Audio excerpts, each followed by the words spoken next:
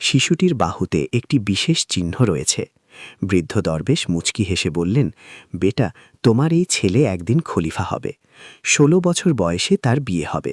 এই রিয়াসাতের স্ত্রীর মেয়ে অর্থাৎ রাজকন্যার সাথে তার বিয়ে হবে, আর তারপর সে এই রিয়াসাতের খলিফা হয়ে যাবে।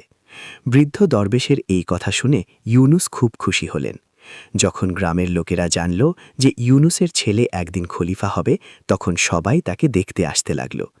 একদিন সেই রিয়াসাতের খলিফা হরিণ শিকার করতে করতে জঙ্গলের অনেক দূর চলে গেল, কিন্তু হরিণ তার হাতে এলো না।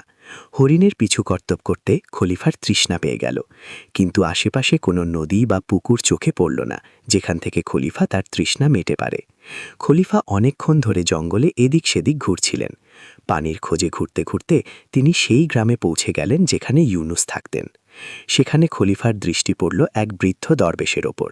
খলিফা দরবেশের কাছে পানি চাইলেন।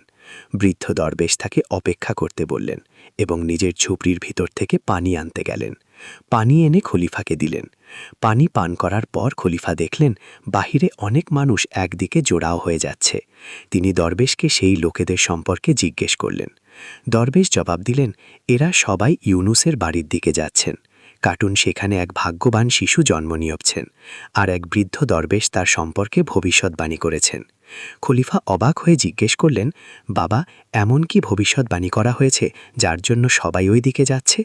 দরবেশ বললেন, লোকেরা সেখানে যাচ্ছে কারণ বৃদ্ধ দরবেশ বলেছেন, যখন ইউনুসের ছেলে ১৬ বছর হবে তখন তার বিয়ে হবে এই রিয়াসাতের খলিফার মেয়ের সাথে, আর সেই ছেলে রিয়াসাতের পরবর্তী খলিফা হবে।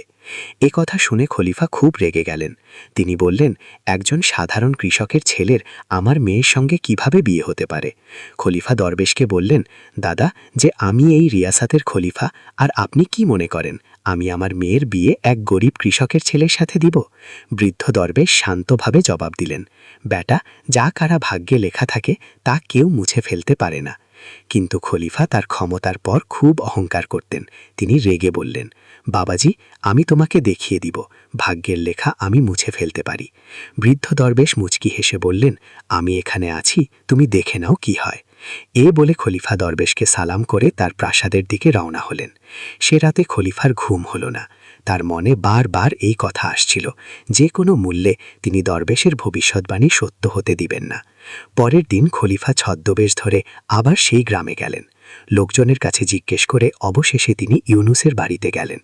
খলিফা বাড়ির সামনে গিয়ে ডাক দিলেন,